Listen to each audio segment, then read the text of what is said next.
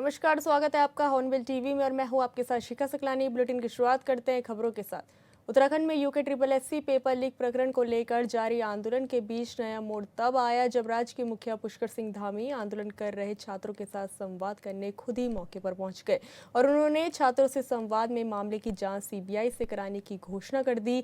इसके साथ ही उन्होंने आंदोलन कर रहे छात्रों पर दर्ज मुकदमे वापस लेने की भी घोषणा कर दी, जिसके बाद युवाओं ने BJP सरकार और CM धामी जिंदाबाद के नारे लगाए। सभी भर्ती प्रक्रियाएं सफलतापूर्वक संपन्न हुई। एक भर्ती में जो ये प्रकरण आया है उसके लिए आप सबकी तरफ से कहा गया मुझे कि भाई इसकी जो है भर्ती प्रक्रियाओं की जांच आप सब लोग चाहते हैं कि CBI से होनी चाहिए। तो मैं यहाँ पर ये आप सबके समक्ष कह रहा हूँ कि किसी प्रकार की कोई संदेह आपके मन में न रहे, कोई अविश्वास न रहे। हम इसकी CBI से जांच की संस्कृति और पिछले दिनों इसकी जांच की प्रक्रिया चल रही है। SIT जांच कर रही है। मुझे लगता है राम जी आप लोग आज मिले थे, शायद मिले हैं और UC ध्यानी जी उसकी जांच कर रहे हैं। ये भी देंगे, सारे तथ्य सब जगह से इकट्ठे करे जा रहे हैं। SIT जांच में या UC ध्यानी जी जिस जांच को सुपरविजन कर रहे हैं क्योंकि न्यायाधीश हैं और उस जांच में कहीं पर भी कोई आता है तो सरकार की तरफ से किसी भी अगले कदम के लिए भी कोई कहीं रुकावट हमारी तरफ से नहीं है। और जो तीसरा आपने कहा है कि जो मुकदमे लगे हैं, मैं पहले भी कह चुका हूं और आज फिर कह रहा हूं कि जितने भी परीक्षा देने वाले जो भी हमारे बच्चे हैं, हमारे भाई बहन हैं, मेरे बेटे बेटियां हैं, उन सभी के मुकदमे जो भी परीक्षा में भाग लेंगे वो हम स्वतः ही कोई हो तो एक लिस्ट बना के आप हमको दे देंगे, हम उनके सारे मुकदमे वापस। क्योंकि ये एक प्रकरण नहीं है। अभी आपने भर्ती परीक्षा के बारे में कहा है तो उसके बारे में जो भी बातचीत है हम लोग आपस में मिलकर कर लेंगे। और अब क्योंकि ये कोई एक दिन का काम नहीं है, एक प्रकरण था।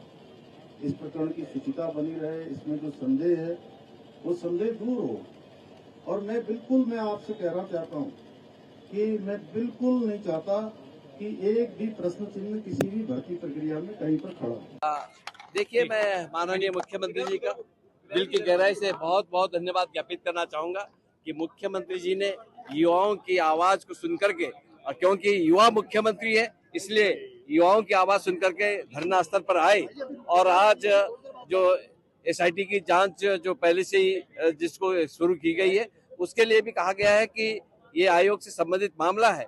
और जो 4 सूत्रीय मांग पत्र बेरोजगार संघ ने दिया है उसके तहत उन्होंने कार्रवाई की है। और मुख्यमंत्री जी ने जो आज जो पेपर लीक का मामला सामने आया है उसको CBI की जांच की संस्तुति कर दी है। बहुत बड़ी उपलब्धि है हम सबके लिए और मैं मुख्यमंत्री जी का दिल की गहराई से धन्यवाद ज्ञापित करना चाहूंगा और युवाओं से भी ये अपील करना चाहूंगा कि आप अपना धरना प्रदर्शन समाप्त करते हुए अपनी पढ़ाई को ध्यान दें। देखिए, मुख्यमंत्री जी यहाँ पर आए और उन्होंने कहा कि वो CBI जांच के लिए तैयार है। जितने भी अभी हाल ही में जो परीक्षा हुई है, जो पेपर लीक का मामला सामने आया है, उसकी CBI जांच करने के लिए तैयार है। इसके साथ ही साथ हमने एक और मांग उनके सामने रखी है। हमने कहा है कि जो अभी हाल ही में भर्ती हुई है उसको भी एक बार आप रद्द कीजिए। आप 1 महीने के भीतर उसको रद्द करके दोबारा से परीक्षा कीजिए। तो उन्होंने कहा कि इस पर भी हम विचार करेंगे और जल्द इस पर भी हम आने वाले समय में निर्णय लेंगे। और भी तमाम बेरोजगारों की मांगे यहाँ पर रही, तो जिस पर मुख्यमंत्री जी ने कहा कि हम तमाम जितने भी बेरोजगार से जुड़े मुद्दे हैं उसको हल करने के लिए प्रयासरत हैं। इस तरह का उन्होंने आश्वासन दिया है और हम उम्मीद कर रहे हैं जो उन्होंने यहाँ पर युवाओं से वायदे किए हैं उन वायदों को जल्दी पूरा करें। और अभी उन्होंने एक भरोसा दिलाया, आश्वासन दिया है, देखते हैं कब तक ये जांच शुरू होगी। देखिए, बहुत अच्छा लगा कि प्रदेश के मुख्यमंत्री यहाँ पर आए, उन्होंने युवा की पीड़ा को समझा और सबसे बड़ी बात हुई है कि युवा और अभिभावक जो एक तरह से ये चाहते थे कि इस परीक्षा को जो है इस परीक्षा की CBI जांच होनी चाहिए, वो आज मुख्यमंत्री जी ने यहाँ पर जो है उसका संज्ञान लेकर उसकी संस्तुति जो है बेरोजगार संघ के लेटर पर दे दी है। तो इसका मतलब है प्रदेश में CBI आ रही है और दूसरी चीज ये है कि जो संयुक्त स्नातक स्तरीय परीक्षा थी उसको लेकर हमने ये कहा था कि इसको अब तत्काल निरस्त किया जाए। तो मुख्यमंत्री जी ने उसमें ये कहा है कि अब ये जो परीक्षा है ये सरकार के दायरे से हटकर अब ये एक तरह से हाईकोर्ट के जो जज हैं ध्यानी जी उनके समक्ष ये रखा गया है और साथ ही एसआईटी इनके समक्ष ये रखा गया है। दोनों जगह में से जो भी अगर ऐसा लिख देगा कि इस परीक्षा को निरस्त करना चाहिए, इसकी गोपनीयता भंग हो चुकी है, तो उसके बाद इसका निर्णय अगले 7 से 10 दिन में लिया जाएगा। जैसा कि आप सबको जानते हैं कि इनके जो क्लॉज है, जो इनका नकल रोधी कानून है, उसमें ये लिखा है कि अगर एक भी प्रश्न बाहर आता है तो इस पेपर को रद्द माना जाएगा। तो इसका मतलब ये है कि ये परीक्षा भी अगले 7 से 10 दिन में निरस्त होने वाली है। और तीसरी मांग जो हमारी ये थी कि प्रदेश के युवा जो एक तरह से कई समय से डिमांड कर रहे थे, जो आंदोलन में आते हैं, जो धरना प्रदर्शन करते हैं, उनके मुकदमे भी मुख्यमंत्री जी ने आज वापस लेने का निर्णय लिया है। तो कहीं ना कहीं बहुत अच्छी बात है कि प्रदेश के मुख्यमंत्री यहाँ पर आए और युवाओं की बड़ी मांगे सुने। उत्तराखंड में 2017 से ही बीजेपी की सरकार है, जो दावा करती है कि डबल इंजन वाली सरकार में राज्यवासियों की समस्याओं का तेजी से हल किया जा रहा है, जिस पर विपक्ष सवाल उठाता रहा है। अब सीएम धामी सरकार गांव-गांव तक अधिकारियों को भेज रही है। दून में सीएम धामी ने उत्तराखंड सरकार चली गरीबों के द्वार रथ को हरी झंडी दिखाकर रवाना किया। इस रिपोर्ट में देखिए।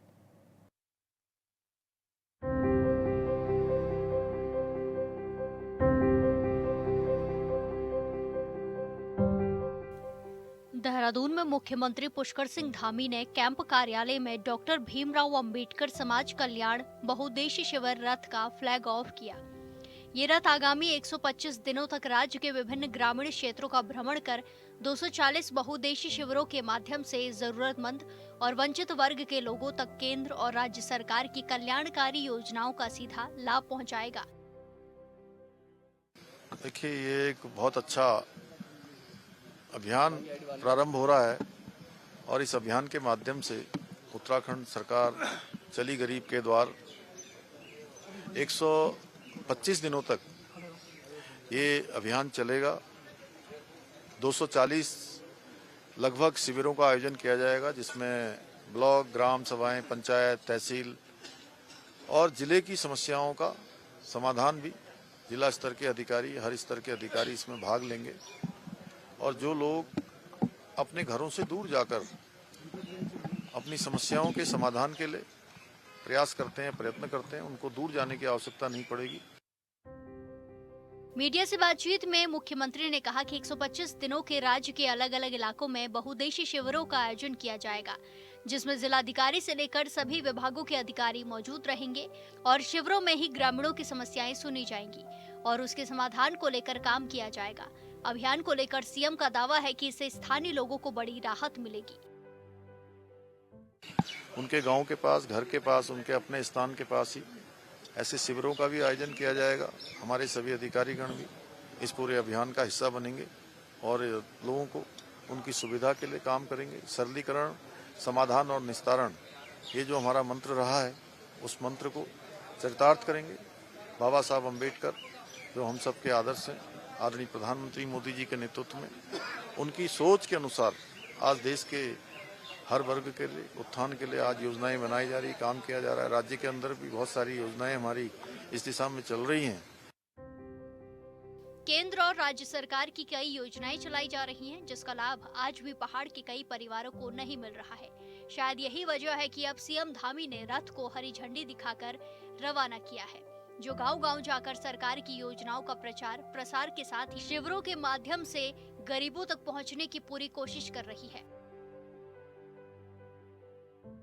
हमारा प्रयास है कि ऐसे हमारे शोषित वर्ग, वंचित वर्ग, हमारे अनुसूचित जाति, जनजाति के लोग, पिछड़े वर्ग के लोग, जो आज जिनके पास योजनाएं नहीं पहुंच पाती हैं, योजनाओं की जानकारी नहीं हो पाती है, उन सभी को योजनाओं की जानकारी भी हो, वो इसके लाभार्थी भी बने और मुख्य धारा से जुड़ सकें।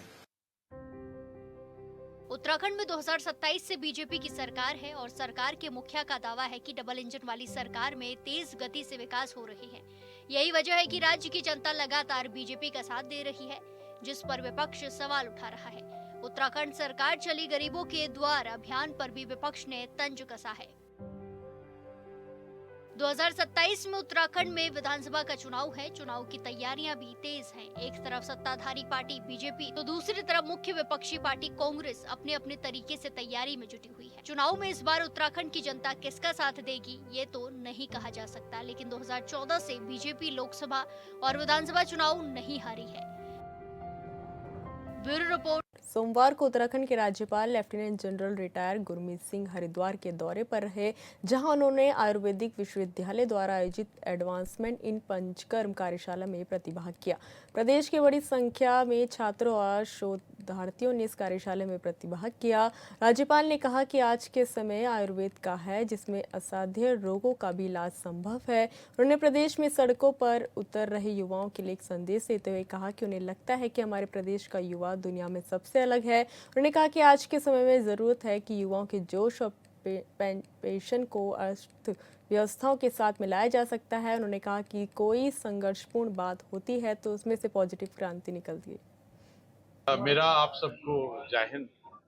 आज बहुत ही अच्छा लगा, सौभाग्य की बात है कि आज उत्तराखंड में आयुर्वेद यूनिवर्सिटी ने रिसेंट डेवलपमेंट्स इन पंचकर्मा 2025 का 2 दिन का इंटरनेशनल प्रोग्राम किया है।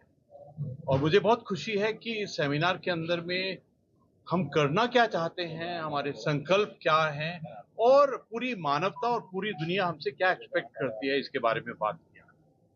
आज हमने इकट्ठा संकल्प लिया कि जो हमारे आयुर्वेद है इसको किस प्रकार से हम आर्टिफिशियल इंटेलिजेंस टेक्नोलॉजी के साथ में मिलाएं, इसकी डॉक्यूमेंटेशन को किस प्रकार अच्छा करें और एविडेंस बेस्ड प्रूफ होने चाहिए, विच इज मोर इम्पोर्टेंट। मुझे ऐसा लगता है स्पेशली पूरे विश्व ने जब कोविड के दौरान एक चीज पक्की है कि पूरी दुनिया को एक बात समझ में आ गई है कि आयुर्वेद, योगा, दिव्यता, भव्यता और पर्वत इलाके क्यों इम्पोर्टेंट हैं। मुझे ऐसा लगता है कि हमारी एक जिम्मेवारी है पूरी मानवता के लिए, पूरे विश्व के लिए, कि ये जो आयुर्वेद का संदेश है ये हम पूरी दुनिया तक लेके जाएं। हम देखते हैं अक्सर कि किस प्रकार पूरी दुनिया के अंदर में blood pressure, diabetes, cardiac problems, digestive, respiratory problems हैं और इन सब का समाधान और बहुत सुंदर जीवन शैली, एक जीवन जीने का तरीका आयुर्वेद के अंदर में है। आज हमने सबने इकट्ठा होकर हमारे ऋषि मुनियों को, हमारे धन्वंतरी जी को, हमारे उन ऋषि मुनियों को जिन्होंने आयुर्वेद का हमको ज्ञान दिया, मुझे ऐसा लगता है कि ये हम सबकी जिम्मेवारी है कि उस ज्ञान को हम पूरी दुनिया के साथ बांटें। और मुझे ऐसा लगता है कि हमारा उत्तराखंड का परिवार एक ऐसा परिवार है जो वसुधैव कुटुंबकम में बिलीव करता है और हमको पूरे सर्वदा पला उस कॉन्सेप्ट के साथ में ऐसा लगता है। और आज जिस प्रकार हमने इकट्ठा संकल्प लिया, एक दृश्यम देखा कि किस प्रकार हम, एक तो होता है मेड इन इंडिया, एक है हील इन इंडिया और एक ये जो हेल्थ वेलनेस की टूरिज्म है। और आज ऐसा लगा कि सचमुच में ही हरिद्वार, उत्तराखंड एक पूरी दुनिया का हेल्थ और वेलनेस का कैपिटल बनने की क्षमता रखता है। आज जब मैं बात कर रहा था तो ऐसा वाइब्रेशन, ऐसा एहसास हो रहा था कि हम सब ने आत्मा के स्तर के ऊपर में आज संकल्प लिया है कि आयुर्वेद को और इसके ज्ञान को पूरी मानवता, पूरे विश्व के साथ में कैसे बांटे। स्वस्थ नारी सशक्त परिवार कार्यक्रम के तहत स्वास्थ्य विभाग चमोली जिले के अंतर्गत कई स्थानों पर स्वास्थ्य शिविर लगाकर जनता को लाभ देने का कार्य कर रहे हैं। सिमली के बेस अस्पताल में स्वास्थ्य विभाग चमोली की ओर से लगाए गए स्वास्थ्य शिविर का कर्णप्रयाग विधायक अनिल नौटियाल ने शुभारंभ किया। शिविर में मानसिक और विकलांग रोगियों सहित अन्य शिविर में मरीजों का स्वास्थ्य परीक्षण किया गया और विकलांग प्रमाण पत्र बनाए गए।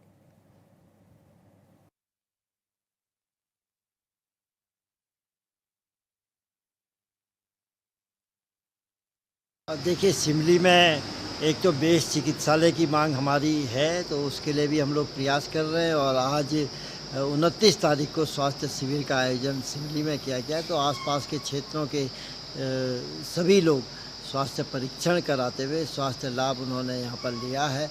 और जो जानकारी में आया है लगभग 250 से 300 लोगों ने यहाँ पे स्वास्थ्य परीक्षण कराने के बाद उपचार उनका हुआ है।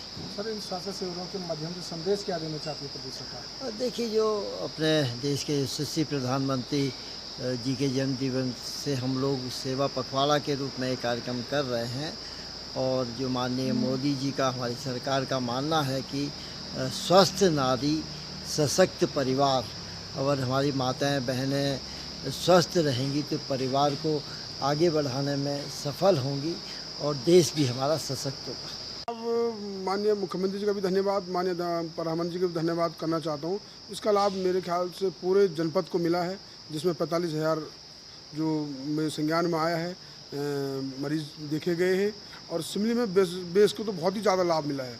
और ये भी हमने अपने जिला पंचायत सदस्य द्वारा जब मैं चुना गया हूँ अपने क्षेत्र से, तो मेरा ये फर्स्ट शिविर अपने क्षेत्र में लगाया है, वो भी विधायक जी के आग्रह करके और सीएमओ साहब से आग्रह करके और जिला डीएम साहब से आग्रह करके मैंने ये शिविर लगाया। और आज मेरे ख्याल से यहाँ 325 जो मरीज पंजीकृत हुए उन्होंने भी यहाँ लाभ लिया है। इसलिए मैं सभी क्षेत्रवासी और सबका धन्यवाद देना चाहता हूँ जो आए, सबने लाभ लिया। इसी तरह मैंने फिर ये भी आग्रह किया हर 6 महीने यहाँ शिविर लगे, सबको लाभ मिले। धन्यवाद। यहाँ पे मेरा विकलांग सर्टिफिकेट बन गया आज।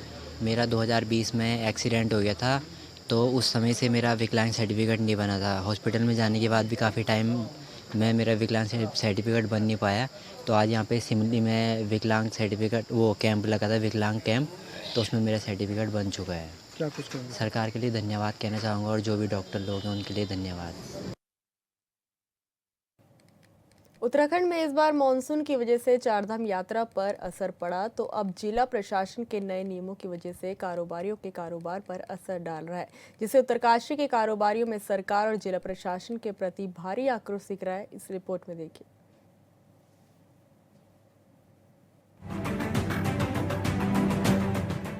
उत्तरकाशी के दरारी क्षेत्र में आई भीषण आपदा के बाद अब एक बार फिर चारधाम यात्रा तो शुरू कर दी गई, लेकिन यात्रियों के नहीं रुकने से स्थानीय लोग परेशान हैं। भटवाड़ी से लेकर गंगोत्री तक के रेस्टोरेंट मालिकों के साथ होटल व्यवसाय से जुड़े लोग यात्रियों के नहीं रुकने के कारण घाम ताप रहे हैं। मुख्य आय का स्रोत यही रहता है कि सेब बेच के या जो खाने पीने को लेके यात्री रुकते हैं, इसी से चल पाता है। ये सारी चीज़ें बंद हो रखी है। दूसरी चीज़ यहाँ पे क्या होती थी कि यात्री आते थे तो लोग अलग से ठेली वगैरह लगा के सेब बेचा करते थे, वो चीज़ भी बंद हो रखी है, जिसकी वजह से काफ़ी ख़राब है स्थिति। यहाँ पे लगभग बिल्कुल भी दिन में यात्री रुकने का नाम नहीं लेता है। यहाँ से गाड़ी घुमाई उन्होंने और सीधे उत्तरकाशी को चले जाते हैं, जो कि काफ़ी ख़राब असर डाल रहा है और ये स्वतंत्र रूप से चालू होनी चाहिए। 5 अगस्त को आई धराली की आपदा के कारण टेक्नौर क्षेत्र का जनजीवन पूरी तरह से अस्त व्यस्त हो गया था। आपदा के कारण गंगोत्री और यमुनोत्री की यात्रा रोक दी गई थी, लेकिन अब यात्रा फिर से संचालित है। लेकिन होटल व्यवसाय से जुड़े लोगों और सामाजिक कार्यकर्ताओं का आरोप है कि यात्रा सिर्फ आपदाओं के नाम पर डराकर करवाई जा रही है। सुक्की से लेकर के धराली तक हर दुकानदार, मेरे जैसे फड़बाज, मेरे जैसे जो टिपरी पे बैठने वाला हो, 4 से 5 लाख का सेब बेचा है। इस बार ऐसे हालात हैं कि मैं कह रहा हूँ एक दिन में 500 से 400 रुपये की, 1000 रुपये की बिक्री होने में मुश्किल है। मैं झूठ नहीं बोलूँगा, मैं दिल पे हाथ रख के मैं कहता हूँ कि यात्रा बिल्कुल शून्य है।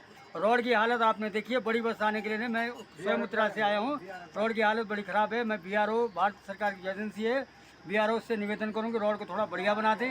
रोड बिल्कुल गड्ढे में है और आपने देखा कि यात्री आने से डर रहा है, और यात्री जो अभी आ रहा है वो कह रहा है हमें निकलना है। बहुत कम मात्रा में यात्री आ रहे हैं। तो मैं पुनः एक बार कहूँगा कि हमारे जो सेब है इस बार बिक्री बहुत कम है। कारोबारियों का आरोप है कि गंगोत्री धाम के मुख्य पड़ाव हीना बैरियर पर यात्रियों को रोका जा रहा है, जिसके कारण यात्री बीच में पड़ने वाले किसी भी पड़ाव पर नहीं रुक रहे। वहीं स्थानीय होटल व्यवसाय का कहना है कि सरकार लगातार अनदेखी कर रही है। आपदा के बाद सड़कें पूरी तरह से तहस नहस हो गई थी, मगर अब जब मार्गों को खोल दिया गया है तो फिर हीना बैरियर के पास यात्रियों को क्यों रोका जा रहा?